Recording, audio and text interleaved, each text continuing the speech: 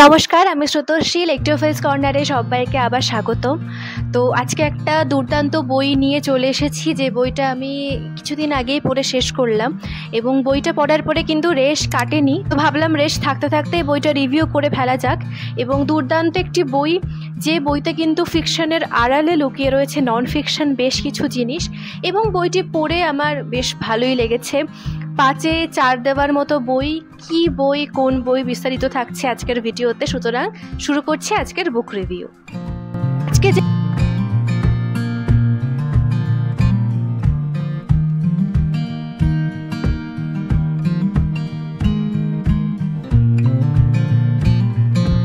বইটি আমার হাতে রয়েছে সেটি হচ্ছে কাজল ভট্টাচার্যের লেখা মগজ দখল, যেটি কিনা শব্দ প্রকাশন থেকে প্রকাশিত, এবং বইটির কিন্তু মুদ্রিত মূল্য রয়েছে 375 টাকা। এই বইটা কিন্তু 2023-এর অক্টোবরে প্রকাশিত, প্রথম প্রকাশ, এবং 2024-এ অর্থাৎ গত বছরেই বইটা নিয়ে বেশ অনেক রকমই কথা শুনেছি, এবং সব কিছু শোনার পরে মনে হয়েছে যে না, বইটা এবার আমার পড়ে ফেলাটা উচিত। তো একদম দেরি না করে বইটা নিয়ে বসে পড়ি, এবং মাত্র 3-4 দিনের মধ্যেই 3 দিন মতো লেগেছিল বইটা আমার শেষ করতে। তো 3 দিনেই কিন্তু বইটা আমি শেষ করে ফেলি। এইবারে আসি এই বইতে যে গল্প রয়েছে সেই গল্প সম্পর্কে। এখানে দেখানো হয়েছে যে তুঙ্গভদ্র দাশগুপ্ত ওরফে ঝিলিক, যে কিনা আইআইটি থেকে পাশ করে আমেরিকায় গিয়েছে রিসার্চের জন্য। আমেরিকায় রিসার্চ বেশ কিছুদিন করার পরে সে বুঝতে পারে বা জানতে পারে যে তাকে এমন একটি প্রজেক্টের সামিল করানো হচ্ছে যেটি কিন্তু পুরোপুরি বেআইনি, এবং সরাসরি সে কিন্তু সেই প্রজেক্টের প্রস্তাবে কিন্তু নাকচ করে দেয়। তারপরে কিছুদিন পরে হঠাৎ করে তার একটি অ্যাক্সিডেন্ট হয় আমেরিকায়, এবং সে অ্যাক্সিডেন্টের পরে কিন্তু তার ব্রেন ড্যামেজ হয় কিছুটা, এবং মনে করা হয় যে সেই সময় তার ব্রেনের মধ্যে 2টো মাইক্রোচিপ ঢুকিয়ে দেওয়া হয়েছে, মাইক্রোচিপ ইমপ্ল্যান্ট করা হয়েছে সার্জারির মাধ্যমে। এবং তারপরেই বেশ কয়েক মাস মিসেস ইভান্সের বাড়িতে কিন্তু ঝিলিক থাকে। তার বেশ কিছুদিন পরেই সে চলে আসে ইন্ডিয়ায় আসার পরেই তার সঙ্গে ঘটতে থাকে একের পর এক বিভিন্ন ঘটনা। সর্বোপরি সে নিজে বুঝতে পারে যে তার ব্রেন কিন্তু অন্য কেউ পরিচালনা করছে, কারণ সে অদ্ভুতভাবে মাঝে মাঝে পোড়া গন্ধ, কখনো কখনো মনে হচ্ছে যে তাকে যেন অনেকগুলো লোক দেখছে, বা মাঝে মাঝে তার ব্রেনের ভেতরেই কিন্তু সে মিসেস ইভান্সের গলা শুনতে পাচ্ছে। অর্থাৎ সব কিছু মিলিয়েই তার মনে হচ্ছে যে কিছু একটা গণ্ডগোল হচ্ছে তার সাথে। সবটাই সে তার বয়ফ্রেন্ড অভিষেককে জানায়, যে কিনা নিজেও একজন আইআইটি থেকে পাশ করা ছাত্র, এবং সে নিজেও বেশ কিছু জিনিসপত্র নিয়ে, টেকনোলজি রিলেটেড জিনিসপত্র নিয়ে গবেষণা করছে। তার সাথে সাথে সে জানায় তার বাবা রথীন্দ্র নারায়ণকে। এইভাবে গল্প চলতে থাকে। যখন ইন্ডিয়াতে সে আসে, তার এই উদ্ভট জিনিসপত্রের পাশাপাশি কিন্তু তার সাথে বেশ কিছু দুর্ঘটনা ঘটে। কখনো বাজার করতে গিয়ে হঠাৎ করে রিক্সা স্ট্যান্ডে বা রিক্সাতে তার উপরে গুলি ছুটে আসা, কিংবা কখনো তার যে 4 চাকা, সে 4 চাকা নিয়ে যখন সে তার বন্ধুর বাড়িতে যাচ্ছে তখন তার গাড়িতে হামলা। এরকম বেশ কিছু ছোট ছোট ঘটনা কিন্তু ঘটতে থাকে তুঙ্গভদ্রা বা ঝিলিকের সঙ্গে। যত দিন যায় তত সে বুঝতে পারে যে কিছু একটা গণ্ডগোল হচ্ছে, এবং আস্তে আস্তে আমেরিকায় বসে থাকা যে সমস্ত লোকজন তার ব্রেনকে কন্ট্রোল করছিল, তারা কিন্তু বেশ কিছুদিন পর তাদের অ্যাক্সেস হারায়। তারপরে কিন্তু শুরু হয় একের পর এক ঘটনা, যেখানে দেখতে পাওয়া যাচ্ছে যে কিভাবে ঝিলিককে তারা মারতে চেষ্টা করে, কিংবা ঝিলিক এবং অভিষেকের ওপর একের পর এক অ্যাটাক হতে শুরু করে। তারা সিঙ্গাপুরে চলে যাওয়ার পরেও কিন্তু সেখানেও রেহাই পায়নি, সেখানেও কিন্তু বেশ কিছু লোক তাদের উপর নজর রাখতে শুরু করে, এবং এরপর অনেক কিছু হবে যেগুলো আমি বলবো না, আস্তে আস্তে পড়লে বুঝতে পারা যাবে। ঠিক এই জায়গাতে এসেই কিন্তু রয়ের প্রাক্তন সদস্যপদে থাকা একজন মানুষ, যে কিনা কৃষ্ণমূর্তি, তিনি খুব ভালো করে ঝিলিকদেরকে সহায়তা করেন এই পুরো মিশনে, এবং সে বুঝতে পারে, তার সিটি স্ক্যান করে বা তার এমআরআই করে বুঝতে পারা যায় যে ঝিলিকের মাথার ভেতরে এমন একটা জায়গায় ন্যানোচিপ ঢুকিয়ে রাখা হচ্ছে, যে ন্যানোচিপটাকে কিন্তু ইন্ডিয়াতে বসে যে প্রযুক্তি সাপেক্ষে সিটি স্ক্যান বা এমআরআই করা হয়, তাতে কিন্তু অত সূক্ষ্ম প্রযুক্তির ন্যানোচিপকে ডিটেক্ট করা সম্ভব নয়। বেশ কিছু টেস্ট করার পরে যখন ফাইনালি বুঝতে পারা যায় যে ঝিলিকের ভেতরে কিছু একটা গণ্ডগোল ঢুকে বসে রয়েছে, অর্থাৎ তার যখন অ্যাক্সিডেন্ট হয় বা অ্যাক্সিডেন্ট করানো হয় বলা ভালো, সেখানেই কিন্তু তার ব্রেনের ভেতরে 2টো চিপ ঢুকিয়ে দেওয়া হয়, যার জন্য কিন্তু ঝিলিককে ইন্ডিয়াতে রেখেই আমেরিকার লোকজন আমেরিকায় থেকে তার ব্রেনকে অ্যাক্সেস করতে পারছিল। তো এইভাবে গল্প চলতে থাকবে এবং একের পর এক টান টান উত্তেজনাপূর্ণ দৃশ্য আপনাদের চোখের সামনে ভেসে উঠবে। সেখানে দাঁড়িয়ে কিন্তু আপনারা প্রচুর তথ্য পাচ্ছেন। টেকনোলজি রিলেটেড তথ্য তো থাকছেই, তার পাশাপাশি সায়েন্স রিলেটেড বেশ কিছু জিনিসপত্র জানতে পারবেন আপনারা। এক্স্যাক্ট ব্রেনের কোন পার্টে, ফ্রন্টাল না প্যারাইটাল, কোন পার্টে চিপ ঢুকিয়ে দেওয়া হয়েছিল, বা কেনই ঝিলিকের মেডালা অবলাঙ্গাটায় 11খানা স্টিচ পড়েছে, যে জায়গাটা এতটাই সেন্সিটিভ যে একটু এদিক ওদিক হলেই কিন্তু মৃত্যু আসন্ন, সেরকম একটা সেন্সিটিভ এরিয়ায় তার 11খানা স্টিচ পড়েছে। এরকম বেশ কিছু জিনিসপত্র আপনাদের চোখের সামনে ফুটে উঠবে। স্পেশালি আমার খুবই ইন্টারেস্টিং লাগছিল এই যে অনিয়ন রাউটার কনসেপ্টটা, যেটা ডার্ক ওয়েবে মেনলি ইউজড হয়। এছাড়াও বেশ কিছু জায়গায় কিন্তু এমন এমন তথ্য পাবেন যা রীতিমতো আপনাদেরকে গুগল করতে হতে পারে। এই হচ্ছে পুরো গল্পের কনসেপ্ট, এবং লাস্টে এসে কিন্তু আপনারা বুঝতে পারবেন যে এক্স্যাক্ট কী হয়েছিল বা কী করে ঝিলিকের ব্রেন থেকে সেই দুটো চিপ সরানো যেতে পেরেছে, বা লাস্টে এসে কী হলো সেটা অবশ্যই ক্রমশ প্রকাশ্য টাইপ একটা ব্যাপার।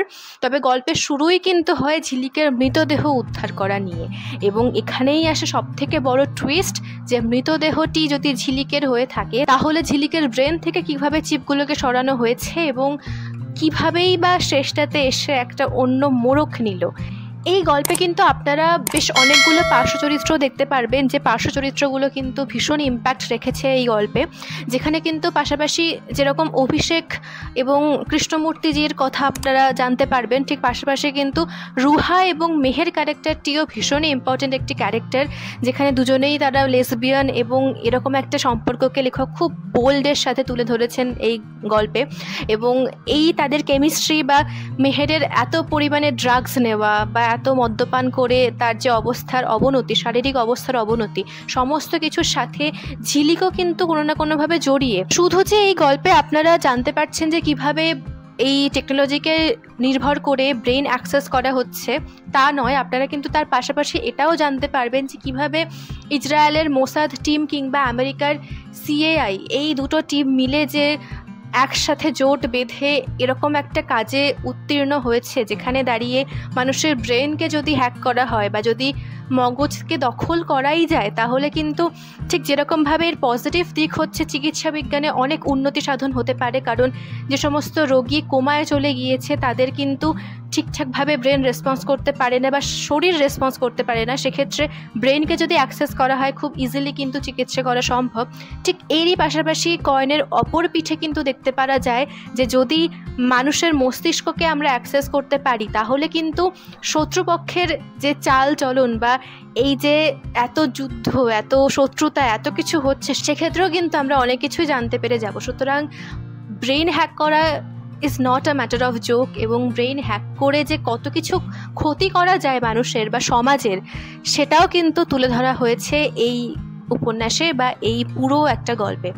সব মিলিয়ে এক কথায় মগজ দখল আমার ভীষণ সুন্দর লেগেছে, ভীষণ সুন্দর একটি কনসেপ্ট, যেখানে কিন্তু আপনারা অনেক কিছু জানতে পারবেন এবং রীতিমতো লেখক পড়াশোনা করে গল্পটি লিখতে বসেছেন, এবং সেখানে দাঁড়িয়ে কিন্তু নন ফিকশনের পুরো ছোঁয়া আপনারা বুঝতে পারবেন এই সম্পূর্ণ উপন্যাসে। এইবারে আসি এই বইটির বেশ কিছু প্লাস পয়েন্ট।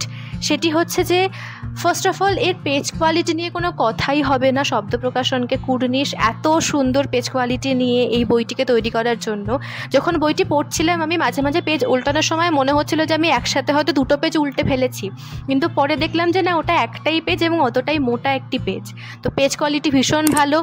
প্রচ্ছদ নিয়ে তো কোনো কথা হবেই না। প্রচ্ছদে দেখতেই পারা যাচ্ছে যে একটি মেয়ে যার ব্রেনটাকেই মেনলি হাইলাইট করা হয়েছে, এবং তার উপরে দুটি হাত, যে দুটো হাত কিন্তু তার ব্রেনকে কন্ট্রোল করছে, এবং তার পাশে পুরো ব্যাকগ্রাউন্ডটা যে এরকম কালো আর লাল দিয়ে সাজানো হয়েছে সেটা সত্যিই ভীষণ চোখে পড়ার মতো। এবং বইটির পেছনেও কিন্তু ব্লার্ব রয়েছে, বইটি সম্পর্কে বেশ কিছু জিনিসপত্র লেখা রয়েছে। আর এর পাশাপাশি বলতেই হয় যে বইতে কিন্তু বেশ কিছু ইলাস্ট্রেশনস রয়েছে, যেখানে ছোট বড় সব রকম ইলাস্ট্রেশনই চোখে পড়বে। এবং ইলাস্ট্রেশনগুলো থাকলে একটা সুবিধা হয় কি, যখনই কোনো গল্প বা উপন্যাস আমরা পড়ি তার রেসপেক্টে যদি কোনো ছবি থাকে, সেখানে আমাদের সেই এক্স্যাক্ট প্লটটা বা সেই এক্স্যাক্ট সিনটা কিন্তু আমাদের চোখের সামনে ফুটে ওঠে, এবং আমরা প্রপার বুঝতে পারি লেখক ঠিক যেভাবে যে অ্যাঙ্গেলে বোঝাতে চেয়েছেন সেই অ্যাঙ্গেলে কিন্তু ইলাস্ট্রেশন ফুটিয়ে তোলে সেই সিনগুলোকে। তো সব মিলিয়ে এই ছিল মগজ দখল। একে ডেফিনেটলি 5-এ 4 দেওয়ার মতোই একটি বই। কেন একটা স্টার কাটলাম, কারণ এই বইতে বেশ কিছু জায়গায় কিন্তু আমার বানান ভুল বা প্রিন্টিং মিস্টেক চোখে পড়েছে, যেটা অবশ্য পরবর্তীকালে হয়তো পুরোপুরি মানে ঠিকঠাক হয়ে আসবে আপনাদের কাছে। তো এই কিছু কিছু জিনিস চোখে পড়েছে, কখনো কখনো ঝিলিকের বাবা রথীন্দ্র নারায়ণটা রবীন্দ্র হয়ে গিয়েছে, কখনো কখনো রাহুল বা রাতুল, এই জিনিসগুলো নিয়েও একটু কনফিউশন হচ্ছিল নামগুলো নিয়ে। ওভারঅল বইটা ভীষণ সুন্দর, তবে হ্যাঁ বেশ কিছু জায়গা যেহেতু পুরোপুরি টেকনোলজি বেসড বা টেক সাভির জিনিসপত্র রয়েছে এখানে, সেক্ষেত্রে কিন্তু আপনাদের একটু সমস্যা হতে পারে। তবে যদি সমস্যা হয়ে থাকে তাহলে তো গুগল রয়েছে, একটু গুগল করে নিলে অনেক কিছু আপনারা জানতে পারি, অনেক কিছু বুঝতে পারা যায়। এবং এই ধরনের বইগুলো যেখানে প্রচুর ইনফরমেশনস এবং প্রচুর তথ্য রয়েছে, এই বইগুলো কিন্তু আমাদেরকে অনেক কিছু নলেজ অ্যাকুমুলেট করতে সাহায্য করে। সুতরাং সব মিলিয়ে ছিল কাজল ভট্টাচার্যের মগজ দখল। অবশ্যই বইটা পড়তে হচ্ছে, তবে প্রথম 50 পাতা আমার খুব স্পিডে গেলেও মাঝখানের বেশ কিছু পার্ট কিন্তু একটু স্লোতে আমার গিয়েছে, তবে শেষটাতে এসে আবার নতুন চমক নতুন টুইস্টে আমার কিন্তু সেই ঘাটতিটা পূরণ হয়ে গিয়েছে। তো এক কথায় দুর্দান্ত বই, ডেফিনেটলি পড়ে ফেলুন মগজ দখল যত তাড়াতাড়ি সম্ভব হয়। তো আজকে এই ছিল আমার বুক রিভিউ। কেমন লাগলো অবশ্যই জানাবেন, কারা কারা মগজ দখল পড়েছেন সে সম্পর্কেও অবশ্যই আমাকে জানাবেন। যদি ভালো লেগে থাকে ছোট্ট করে লাইক কমেন্ট শেয়ার আর সাবস্ক্রাইব করতে ভুলবেন না। অবশ্যই সোশ্যাল মিডিয়া ফেসবুক এবং ইনস্টাগ্রামে ফলো করে দেবেন। খুব শীঘ্রই আসছি সামনের সপ্তাহে নতুন কোনো ভিডিও নিয়ে। ততদিন পর্যন্ত ভালো থাকবেন, সুস্থ থাকবেন, ভালো ভালো বই পড়বেন। মগজ দখল পড়ে থাকলে অবশ্যই কমেন্ট করে জানাবেন। খুব শীঘ্রই আসছি সামনের সপ্তাহে নতুন কোনো বইয়ের ভিডিও নিয়ে। সবাইকে আজকের মতো টাটা।